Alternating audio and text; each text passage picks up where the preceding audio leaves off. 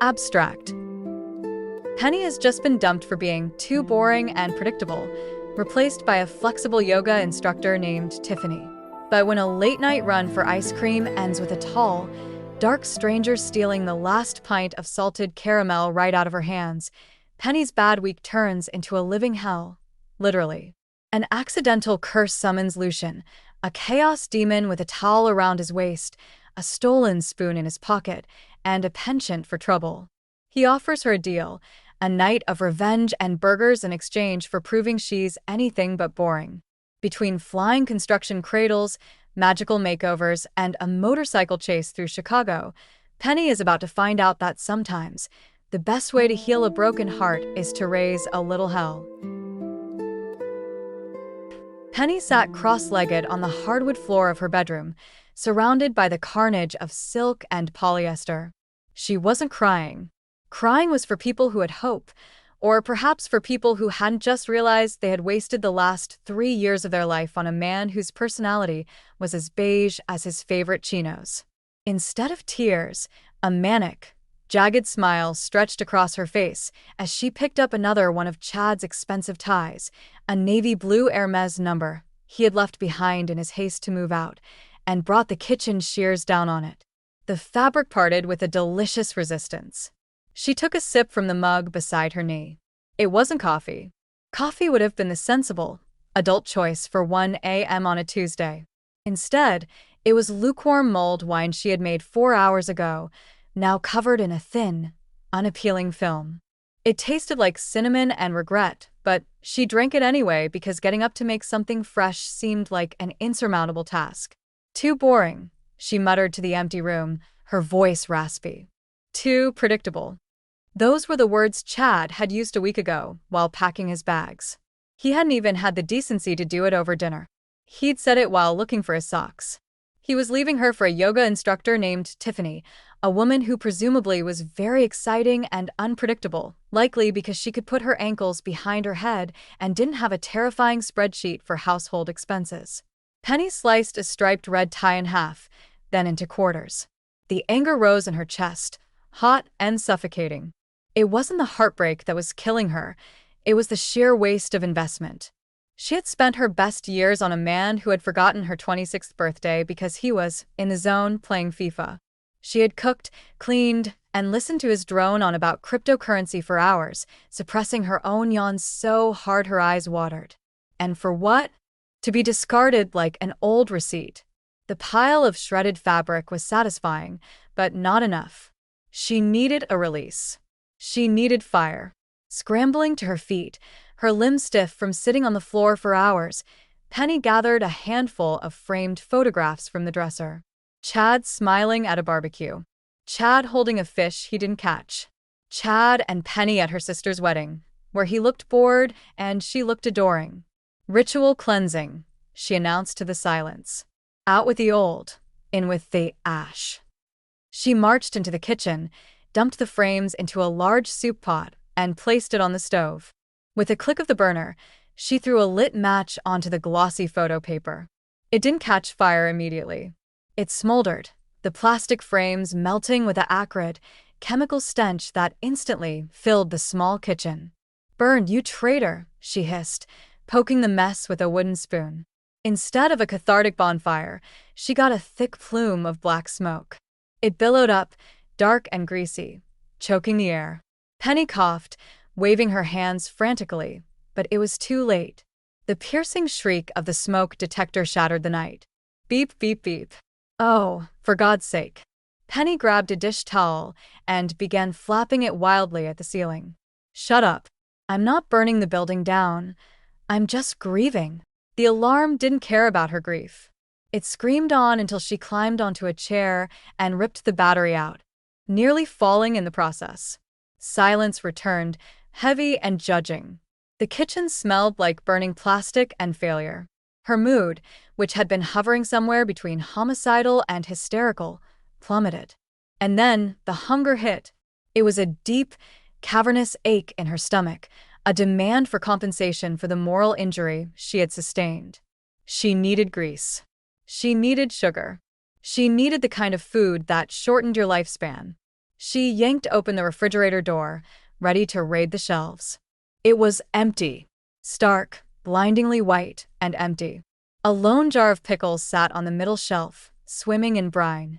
Chad, in his infinite pettiness, had taken everything. The cheese, the leftover pasta, even the condiments. Who takes half-used ketchup? A monster, that's who. I hate him, Penny whispered, the refrigerator light casting a pale glow on her face. I hate him so much. She couldn't stay here. The apartment smelled like melted plastic and memories. She needed ice cream. Specifically, she needed the ultra-premium, $20 a pint chocolate ice cream from the bodega downtown. Penny didn't bother changing. She was wearing flannel pajama bottoms with penguins on them and a t-shirt that said, "I'm quietly judging you."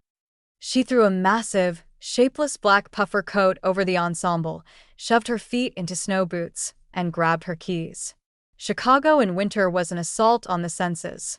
The wind off the lake cut through the city like a knife, whipping her hair across her face as she marched down the sidewalk. It was late, the streets mostly empty save for a few taxis and the occasional shivering pedestrian. Penny kept her head down, her hands jammed into her pockets, fueled entirely by the promise of a sugar coma. She reached the 24-hour convenience store, the neon sign buzzing overhead. Inside, it was warm and smelled of floor wax and stale coffee. She made a beeline for the freezer aisle in the back, her eyes scanning the rows of frozen treats. Her heart dropped. The shelf was decimated. There was nothing left but a few popsicles and some weird vegan option that tasted like frozen cardboard. Wait. There, in the far corner, hidden behind a bag of frozen peas, was the Holy Grail. One last pint of midnight salted caramel and fudge. Yes, she breathed, reaching for the handle. At the exact same moment, a large, gloved hand reached for the same door. Penny looked up. And up. Standing beside her was a man who looked like he had just stepped out of a high-end cologne commercial, or perhaps a brooding vampire novel. He was tall, well over 6 feet, with hair the color of midnight ink that fell carelessly over his forehead. He wore a long, tailored black wool coat, a charcoal scarf, and an expression of utter arrogance. His eyes were startlingly dark, almost black, but they danced with a strange amusement.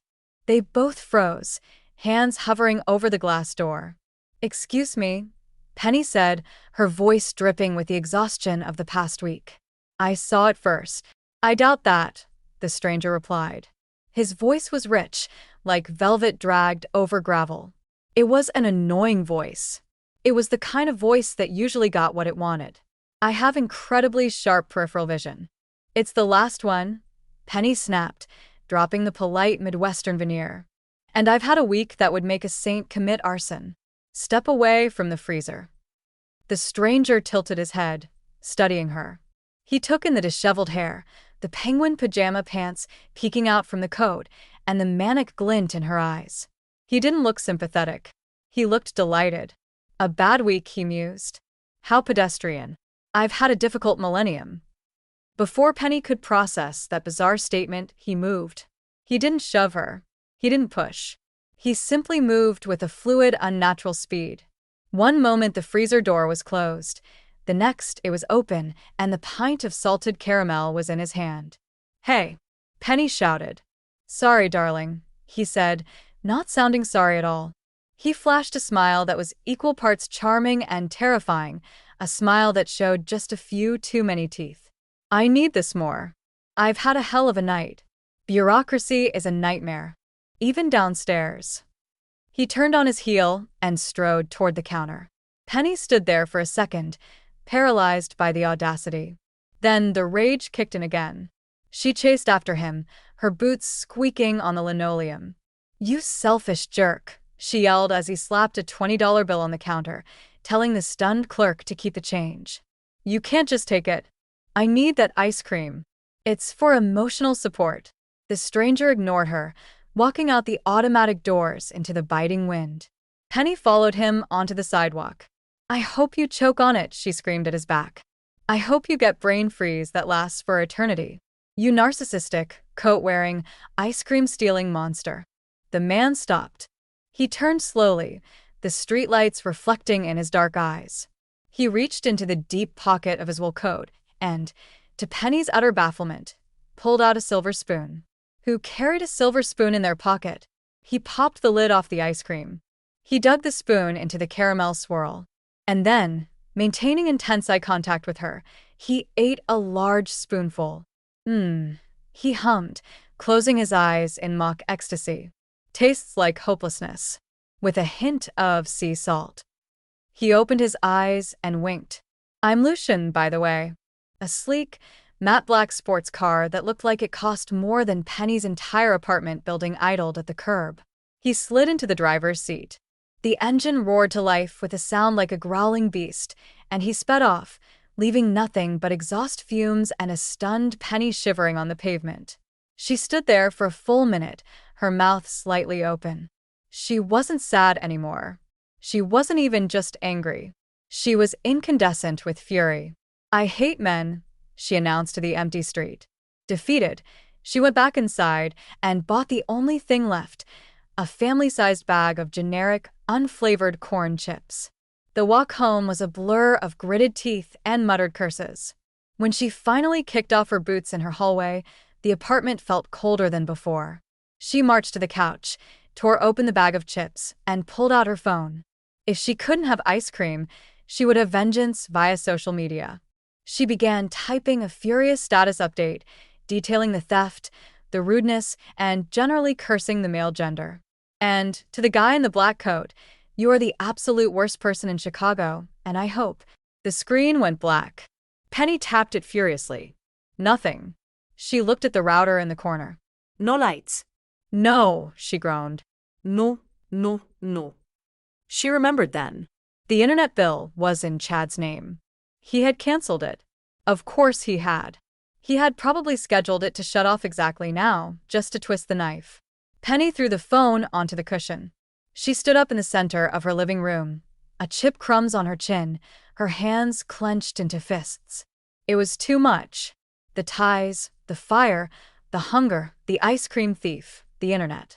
The universe wasn't just raining on her parade, it was flooding the entire city. She looked up at the ceiling, her face twisted in a snarl. Damn you, she screamed, her voice cracking. Damn Chad, damn the yoga instructor, damn the ice cream guy, damn you all to hell.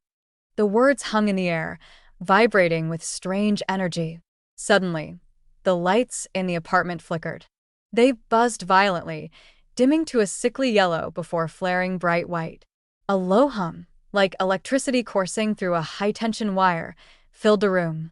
Ding-dong. The doorbell was so loud in the sudden silence that Penny jumped a foot in the air. Heart pounding, she approached the door. Was it the landlord complaining about the screaming? She peered through the peephole. A courier in a generic uniform stood there, looking terrified. He placed a small cardboard box on the doormat and then, without waiting for a signature, turned and sprinted down the hallway as if chased by wolves. Penny frowned. She unlocked the door and opened it cautiously. The hallway was empty. The courier was already gone. She looked down at the box. It was warm to the touch.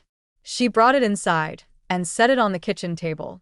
With trembling fingers, she opened the lid.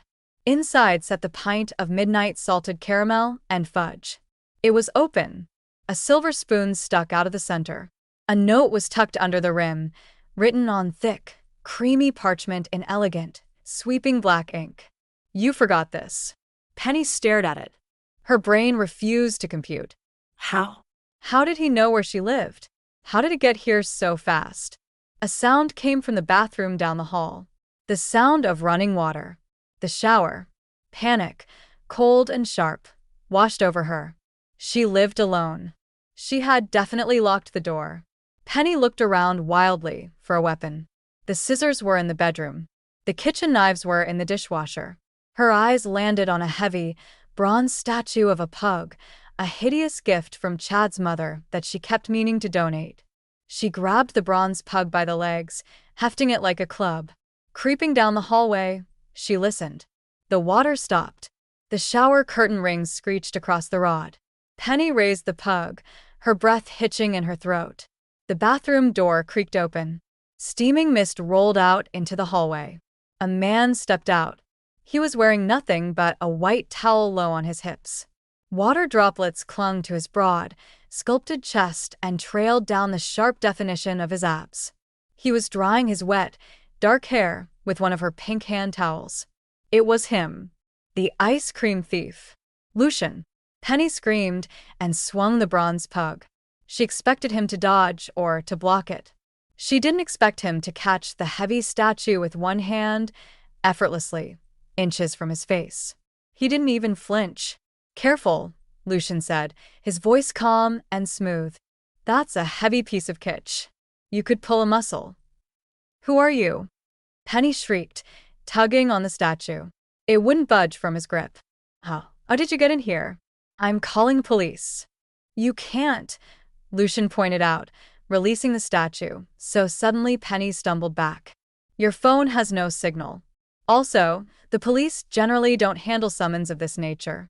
"Summons." Penny backed away until her back hit the hallway wall. "I didn't summon you. I shouted at the ceiling." Lucian smirked, leaning against the doorframe.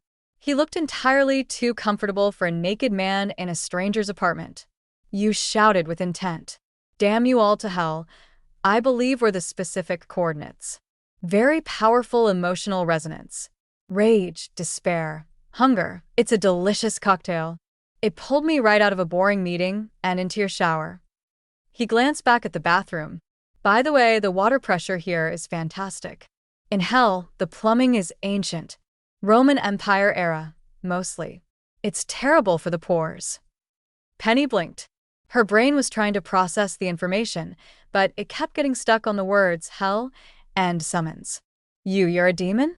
Demon of chaos, minor calamities, and petty inconveniences at your service," he said, performing a mock bow. "Though I dabble in major destruction when the mood strikes." "You stole my ice cream," she accused, the absurdity of the situation making her fixate on the one tangible fact. "I did," he admitted. "I was hungry. Also, stealing candy or ice cream from the desperate is kinda my brand. But I returned it." "You ate some." "Tax," he shrugged. "Speaking of food." He looked at her closely. "You look famished. And that mulled wine I smell on your breath is tragic." He raised his hand and snapped his fingers. The sound was like a whip crack. Suddenly, the smell of burnt photos and stale wine vanished, replaced by the mouth-watering scent of grilled meat and fried potatoes. Penny looked toward the kitchen. On her small dining table, next to the returned ice cream, sat two large silver platters. On them were massive, gourmet double cheeseburgers, steaming hot, and a mountain of golden fries. Penny's stomach let out a roar so loud it echoed in the hallway. Lucian chuckled. "Go on. It's not poisoned. I don't kill my summoners. It's bad for repeat business." He walked past her, trailing the scent of ozone and her own vanilla body wash, and sat at the table. He picked up a fry and ate it. Penny lowered the bronze pug. She was terrified. Yes. There was a demon in her kitchen. But she was also starving, and the burger looked like something out of a magazine. Survival instincts warred with gluttony. Gluttony won. She walked slowly into the kitchen and sat opposite him, keeping the table between them. She picked up the burger. It was warm. "What do you want?" she asked before taking a bite. "Why are you still here?" "The summons creates a bond," Lucian said, picking up a bottle of ketchup that had definitely not been there 10 seconds ago. "A temporary contract. You called for something. You wanted those people damned? Or perhaps." He leaned forward, his dark eyes locking onto hers. "You wanted to stop feeling like a victim." Penny took a bite. It was the best burger she had ever tasted.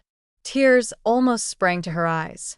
"I just wanted to not be the girl who gets dumped for being boring," she mumbled with her mouth full. "Chad said I was predictable." "Chad." Lucian said the name with distaste. "The one who took the condiments? A man of low character. And you, Penny, are many things, but boring isn't one of them. You tried to burn your ex's photos in a soup pot. That shows a chaotic potential I strictly admire." "I set off the alarm," she said miserably. Exactly. "Chaos." He smiled. So here's the deal. I'm stuck here until the energy of the summons wears off, which usually takes about 12 hours. We can sit here and eat, and you can cry about Chad. Or, He paused for dramatic effect. Or Penny asked. we can go out. I happen to know, thanks to my demonic network of spies, mostly rats and pigeons, that Chad is currently at a karaoke bar on the north side. He is planning to propose to Tiffany tonight. Penny choked on a fry. What? It's been a week. He's an idiot. Idiot's rush, Lucian said dismissively. He's going to sing Wonderwall and then ask her to marry him. It will be nauseating. Penny felt the anger flare up again, hotter than before. I want to kill him. Too illegal. Messy paperwork. Lucian waved a hand. But public humiliation? That's my specialty. I propose a joint venture. We go there, we crash the party, we show him exactly what he lost. You get revenge, I get entertainment. Win-win. Penny looked down at her pajamas. I can't go to a bar. I'm wet in penguins. Lucian stood up. He walked around the table and pulled her up by the hand. His grip was warm and firm. He led her to the full-length mirror hanging on the back of the pantry door. Penny, my dear, he whispered, standing behind her. You are looking at this all wrong. You see penguins. I see a blank canvas. He snapped his fingers again. A swirl of black smoke engulfed her. It felt like walking through a cold mist. When it cleared a second later, Penny gasped. The pajamas were gone. In their place, she was wearing a pair of skin-tight black leather pants that fit perfectly, a vintage rock band t-shirt with a plunging neckline, and a distressed leather jacket that looked like it had seen 1,000 bar fights. On her feet were heavy, studded biker boots. Her hair, previously a frizzy mess, was now falling in perfect, messy waves around her shoulders, and her makeup was done. Smoky eyes and a blood-red lip. She looked dangerous. She looked like someone who fronted a band, or perhaps started riots. Penny touched the leather jacket. I look like a rock star, Lucian finished. Like trouble. Is this me? She asked, staring at her reflection. It felt like a costume, but at the same time, her posture had straightened. She looked fierce. It is the version of you that you keep locked in the basement because you're afraid of what people will think, Lucian said softly. Chad liked the boring version because she was safe. This version? This version eats guys like Chad for breakfast. Penny looked at Lucian in the mirror. He was no longer in a towel. He was wearing black jeans and a leather jacket that matched hers. He looked like the lead singer to her bass player. Are you sure I can pull this off? She asked, a tremor of insecurity in her voice. Watch. Lucian pointed at the mirror. In the glass, Penny's reflection didn't move when she did. The reflection grinned a sharp, wicked grin, and then winked at the real Penny. Penny jumped back. It winked. Mirror magic. A little confidence booster, Lucian said. Now, are we going to stay here and sulk, or are we going to ruin a proposal? Penny looked at the burger wrappers, then at the empty spot where Chad's stuff used to be. She looked at Lucian, this creature of chaos who had stolen her ice cream and then fed her soul. Let's go, she said, zipping up the jacket. Excellent choice. Penny headed for the door, but Lucian grabbed her arm. Not that way. That's for pedestrians. We're taking the scenic route. He walked to the window. They were on the 10th floor. He threw the sash open. The freezing wind rushed in. You're joking, Penny said. Lucian put 2 fingers to his lips and let out a piercing whistle. From above, a large metal construction cradle, the kind window washers use, dropped down, stopping perfectly level with the windowsill. But it wasn't rusty and dirty. It was draped in twinkling Christmas lights and lined with velvet cushions. Your chariot awaits, Lucian gestured. Penny laughed. It was a hysterical, breathless laugh, but it felt good. You are insane. I'm a demon, Penny.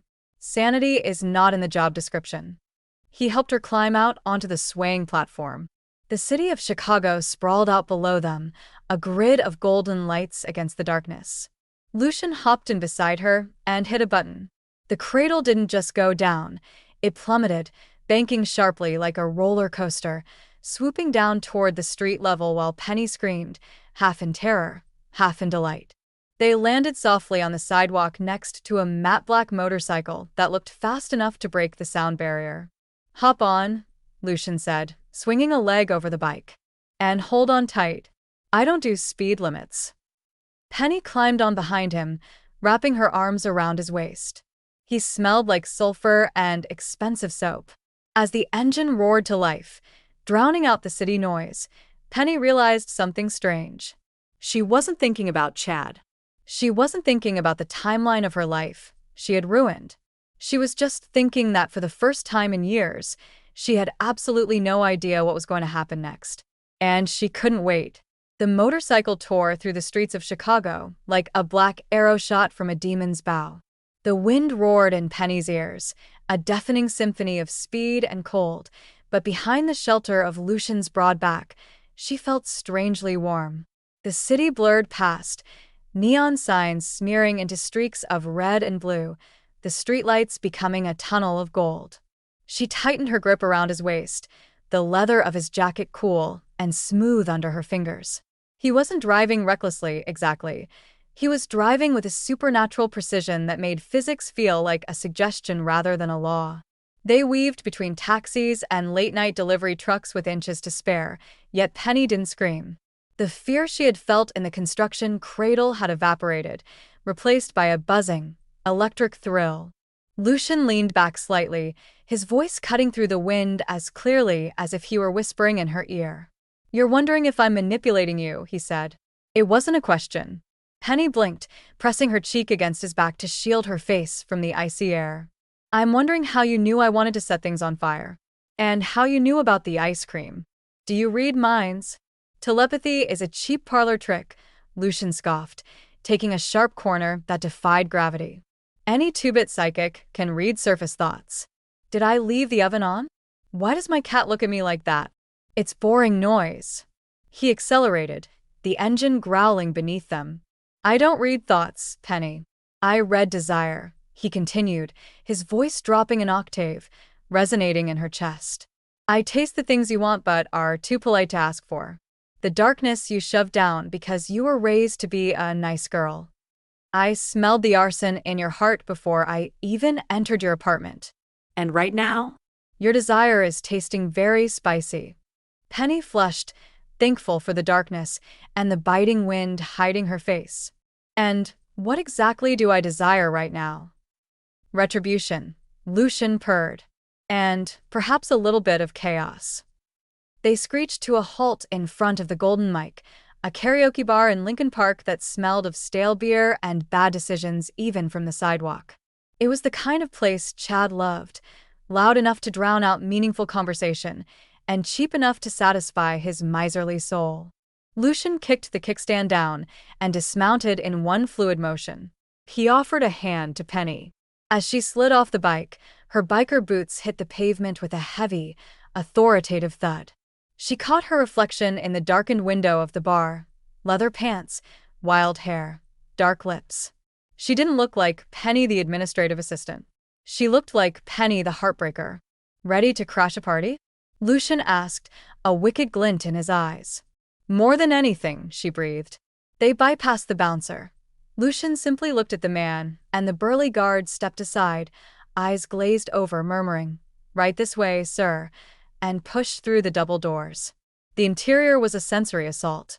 Purple strobe lights flashed, and a group of sorority girls were butchering ABBA on the stage. The air was thick with the scent of cheap cologne and spilled gin. Penny scanned the room, her heart hammering against her ribs. "There," Lucian whispered, pointing a gloved finger toward a VIP booth near the stage. And there he was. Chad. He was wearing that ridiculous beige blazer he thought made him look like a tech mogul. He was standing up, holding a microphone, while a blonde woman, Tiffany undoubtedly, sat on the banquette, feigning surprise with a hand over her mouth. She was undeniably flexible-looking, wearing a crop top in the middle of winter. The music faded. The DJ, a bored-looking guy in a hoodie, cut the track. "All right, folks." Chad's voice boomed over the speakers, screeching slightly with feedback. "I need everyone's attention for a sec. I've got a special lady here tonight. The crowd groaned and cheered in equal measure. Showtime, Lucian murmured.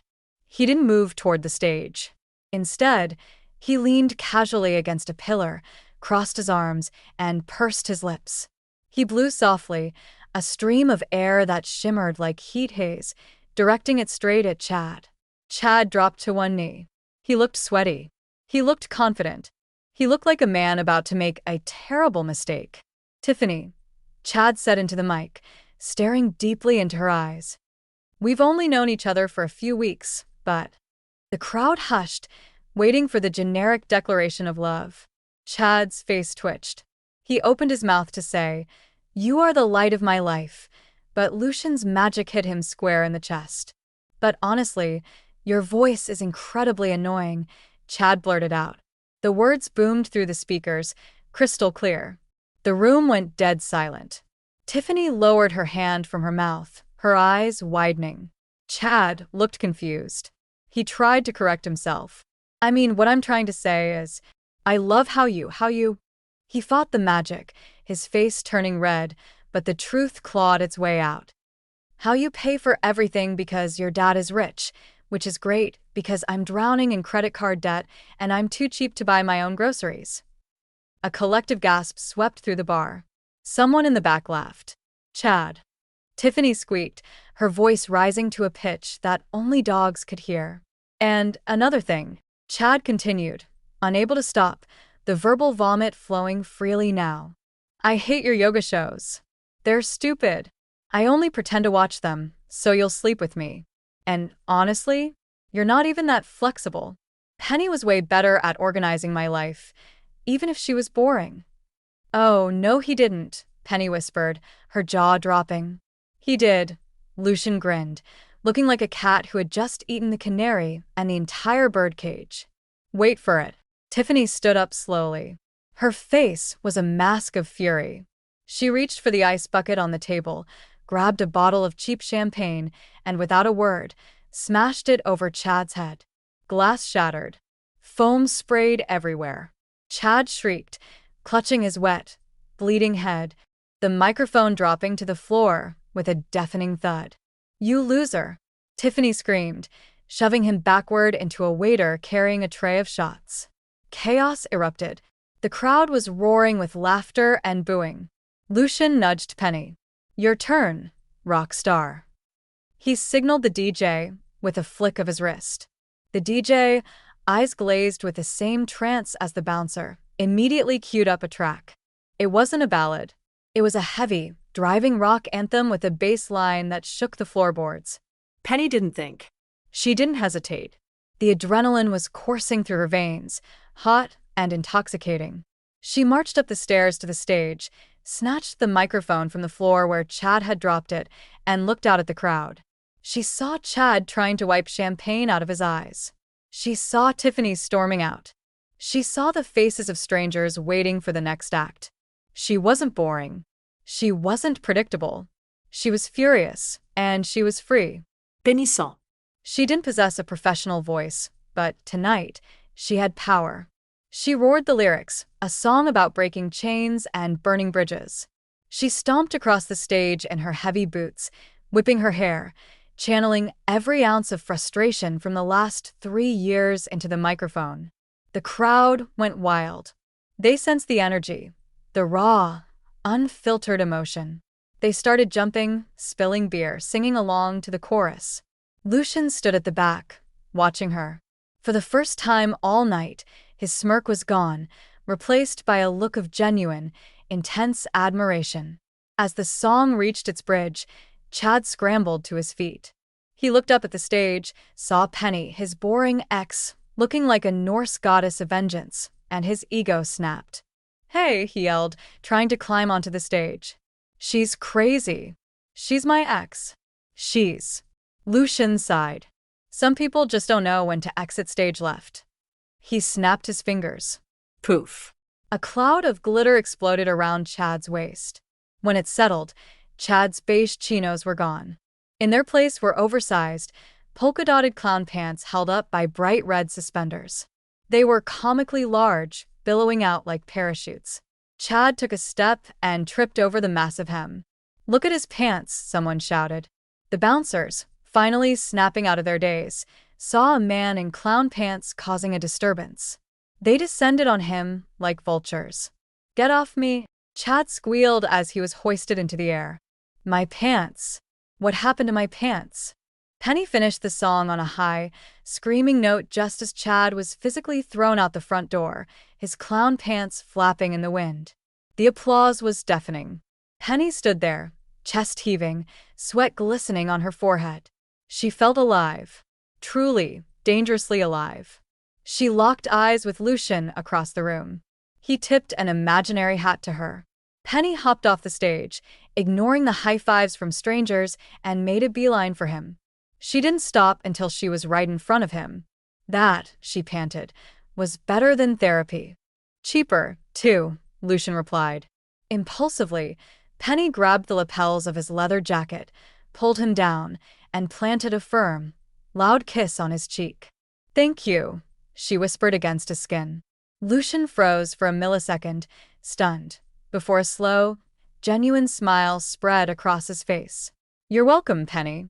They walked out of the bar like royalty, leaving a conquered kingdom. Outside, the weather had turned. The biting wind had died down, replaced by a soft, silent snowfall. Huge, fluffy flakes drifted down from the orange-lit sky, coating the dirty Chicago streets in a blanket of pristine white. It was quiet, the muffled silence that only snow brings. They walked to the motorcycle, but Penny stopped. The adrenaline was fading, replaced by a bone-deep exhaustion, but also a strange melancholy. The night was ending. The contract would be over soon. She took a step toward the bike and slipped on a patch of black ice hidden beneath the fresh snow. She braced for the impact, closing her eyes, but it never came. Strong arms caught her, holding her steady. She opened her eyes. Lucian was holding her, his face inches from hers. The snow caught in his dark eyelashes. "Careful," he murmured, his voice lacking its usual mockery. "I won't always be around to catch you, although, who am I kidding?" Penny looked into his eyes, those dark, abyssal eyes that seemed older than time. A memory stirred in the back of her mind. A memory buried under years of spreadsheets, tax returns, and trying to be an adult. She was 5 years old. She was sitting in her closet, crying because the kids at school had pulled her pigtails. And there, in the shadows of the closet, sat a boy with dark eyes and a mischievous smile, whispering stories to her to make her laugh. A boy she had drawn 100 times with her crayons. "It was you," she whispered, the realization hitting her with the force of a physical blow. Lucian didn't look away. He didn't deny it. "On my drawing," she said, her voice trembling. "The one I keep in my memory box. Mr. Shadow. My imaginary friend.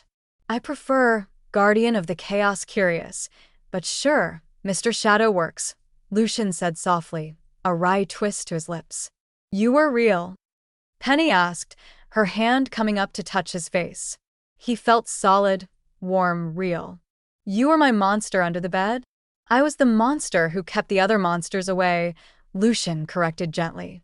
"I watched over you until you turned 12 and decided you needed to be grown up and serious. You stopped looking for magic, Penny. So, I had to leave." "I thought I made you up," she said, a tear leaking out and freezing on her cheek. "You summoned me tonight because you remembered," he said, wiping the tear away with his thumb. "Deep down, you knew you weren't boring. You just forgot how to play. I guarded you from the boring boys, the mundane life. But with Chad? I admit I was on vacation. My apologies. I should have terrified him away on the first date." Penny laughed, a wet, sniffly sound. "He wouldn't have lasted 5 minutes." "He wouldn't have lasted 5 seconds," Lucian agreed. He looked up at the skyscrapers looming above them, disappearing into the snowy mist. "The motorcycle is too loud for this weather," he said suddenly. "And the streets are slippery. How about a walk?" "A walk." Penny shivered. "It's freezing, and my apartment is 3 miles away." "Not that kind of walk." He took her hand. His grip was electric. He led her not down the street, but toward the wall of the nearest skyscraper, a towering glass monolith. Lucian, Penny asked, pulling back slightly. Do you trust me? He asked. Not the demon. Me. Mr. Shadow. Penny looked at him. She looked at the man who had brought color back into her gray world in the span of 3 hours. Yes, she said. Then step up. He placed a boot on the vertical wall of the building. Then the other.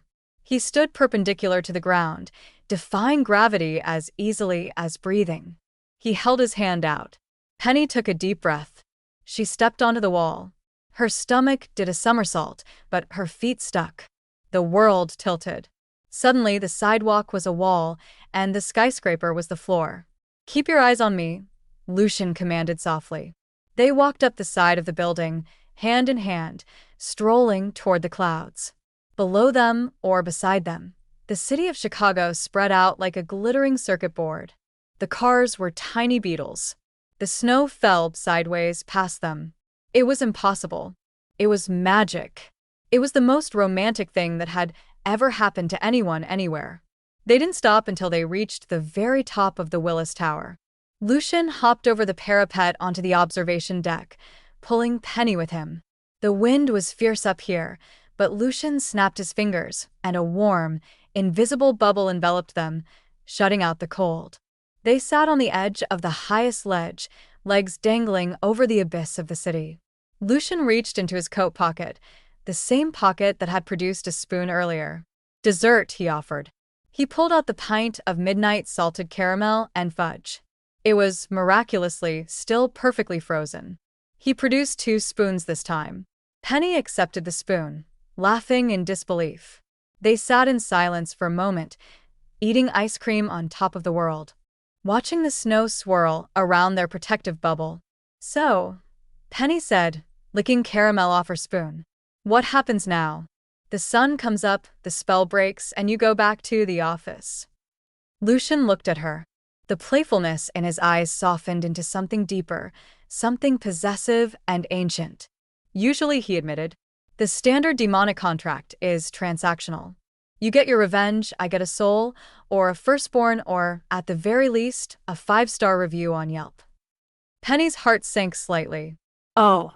But, Lucian continued, turning his body toward her. I find that I am currently unemployed. I quit my job downstairs about 3 hours ago, right around the time you put on those leather pants. Penny's heart hammered again, this time with hope. You quit being a demon? I quit being a bureaucrat, he corrected. I'm going freelance. And I'm currently looking for a new client. Someone with high chaos potential. Someone who needs a permanent monster under the bed. And what does this contract entail? Penny asked, her voice breathless. My soul. Lucian leaned in, his gaze dropping to her lips. I think we can negotiate better terms, he whispered. I'm willing to work for ice cream, burgers, the occasional act of public vandalism. He paused, inches from her. And kisses, he added. Heavy on the kisses. That sounds. Penny smiled, leaning in to close the gap. Like a hell of a deal. It is, Lucian murmured. He kissed her. It tasted of salted caramel and ozone, of danger and comfort. Around them, the city slept, unaware that above the clouds, a girl and her demon were just starting to raise a little hell.